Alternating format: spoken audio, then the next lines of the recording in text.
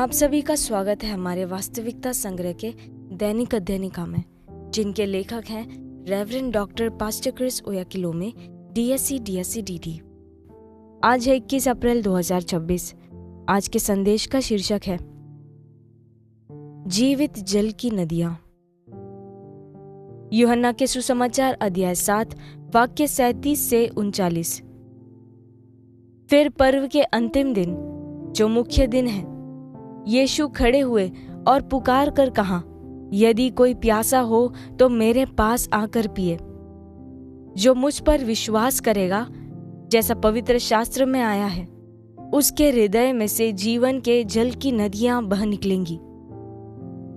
उसने यह वचन उस आत्मा के विषय में कहा जिसे उस पर विश्वास करने वाले पाने पर थे, क्योंकि आत्मा अब तक न उतरा था, क्योंकि यीशु अब तक अपनी महिमा को न पहुंचा था।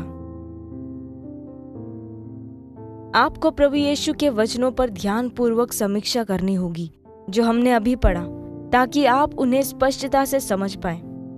उन्होंने कहा, जो मुझ पर विश्वास करेगा, जैसा पवित्र शास्त्र में आया है, उसके हृदय में से जीवन के जल की नदियां बह निकलेंगी। यूहन्ना 7 वाक्य 37 से 38। अनुवादकों ने यह समझाने के प्रयास में अल्प विराम जोड़ा, जो उन्हें लगता था कि स्वामी ने कहा है, परंतु जब आप मूल पाठ का अध्ययन करते हैं, यह बिल्कुल स्पष्ट है। यह अल्प विराम के बिना है। तो जब आप इसे पढ़ते हैं, जैसा कि KJV में प्रस्तुत किया गया है, तो आपको लग सकता है कि यह एक शास्त्र उदाहरण है। लेकिन प्रभु यीशु यह कहना चाह रहे थे कि यदि आप उस पर विश्वास करते हैं, जैसा पवित्र शास्त्र बताता है, तो आपके भीतर से जीवित जल की नदियां बह निकलेंगी। ये जीवित जल की नदियां क्या हैं? ये पवित्र आत्मा से सशक्त वचन हैं, आत्मा प्रेरित शब्द जो जीवन देते हैं, जैसा कि यीशु ने कहा, जो बातें मैं तुमसे कहता हूं वे आत्मा है और जीवन है। यूहन्ना 6:63। अब याद करें कि हमारे मुख्य शास्त्र का 39वां पद जीवन के जल की नदियों को पवित्र आत्मा से जोड़ता है। उसने यह वचन उस आत्मा के विषय में कहा जिसे उस पर विश्वास करने वाले पाने पर थे। इस प्रकार पवित्र आत्मा आपके भीतर से विश्वास भरे शब्दों के माध्यम से प्रवाहित होते हैं। आपके शब्द जीवनदायक हैं।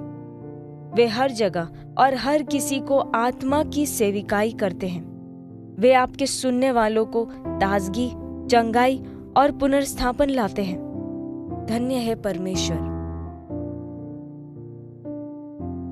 हम प्रार्थना करें। प्यारे पिता, मेरे भीतर से बहने वाली जीवित जल की नदियों के लिए धन्यवाद। मेरे शब्द आत्मा और जीवन हैं, जो मेरे सुनने वालों को ताजगी, चंगाई और पुनर्स्थापन देते हैं। मैं जीवन के आत्मा की व्यवस्था से कार्य करता हूं। मैं एक जीवनदायक व्यक्ति हूं। मैं अपनी दुनिया को आपकी महिमा, सत्यनिष्ठा और अनुग्रह से प्रभावित करता हूं। यीशु के नाम में, आमीन।